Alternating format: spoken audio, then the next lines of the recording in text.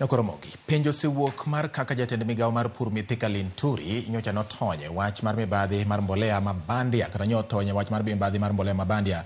Mabende yande omiyo jood bura maromo 149 duto ne opuodho mondo mi komiti mar jood bura 10 otimne nonro. Moko kuom jood burago ywak ni dibed ni asoya ne oti godo e reso Linturi kata doko ni thoth jotelo go to ok oyie mar chiwo duondgi e wachno. Jafwambo marwa mar siasa Chris Owino kolono wachni.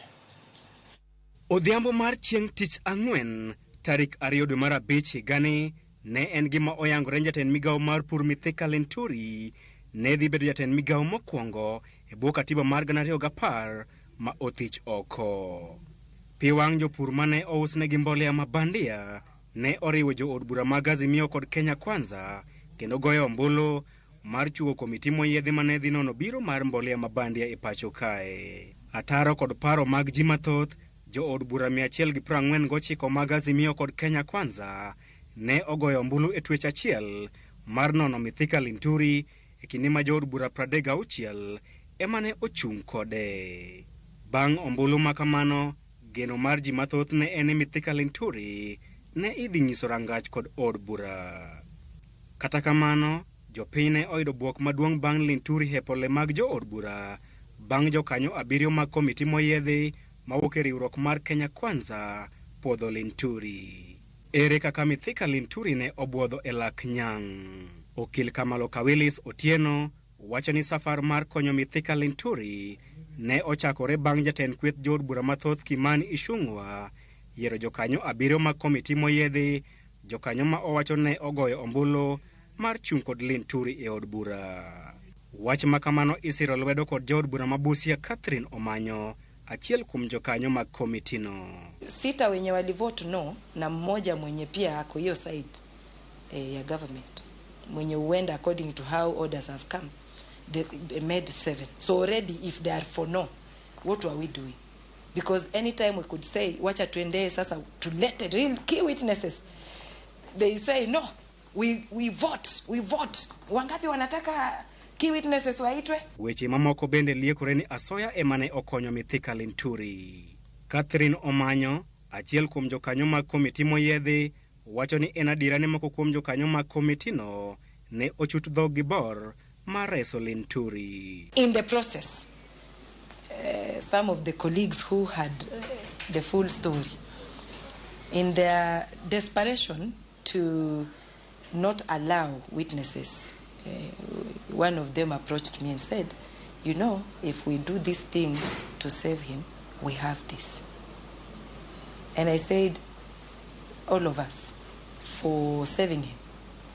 Okay, so he has a fighting chance. But he has sent packing an MD and other junior staffs, they've been sacked. And she said, haitawezekana, hivyo tu ndio vile kutatoka because orders zimetoka juu. Dibed ni otego mar Mithika Linturi bende ne omako jatend piny William Ruto bang' moko kuom jokanyo mag komiti no wacho ne giyudo chik moa malo. And she said, haitawezekana, hivyo tu ndio vile kutatoka because orders zimetoka juu. Na nikasema orders gani? Akasema unajua kitu italeta scandal kubwa sana, itavuta watu wengine nda. Tudonge manyisi ni mana girgi. Ngama no defend Linturi mutegni bunge nene Kimani Ichung'wa. Donge ne majority leader mar Ruto. Mano kedwa Ruto e bunge. To no chung' kanyo owacho gi wang'e ka jite winjo ni Linturi gime timo onge mondo we. Manyiso ni Ruto nie gini. Okil Kamalo Kawilis Otieno wacho ni od bura nigi teko mar chuno jatend piny William Ruto riembo e tich Mithika Linturi kuom tamore kadho budget mar migawo mar pur. Donge ing'eni ka in jatend migawo to gik mino timo kaka bunge kaka migawo no nyaka die bunge kata budget mar ministry no migawo no nyaka die bunge. To bunge kadho wachno.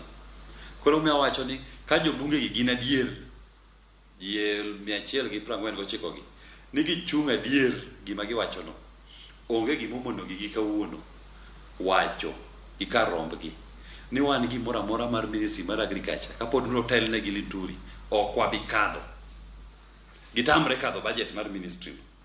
Mano bende en pressure.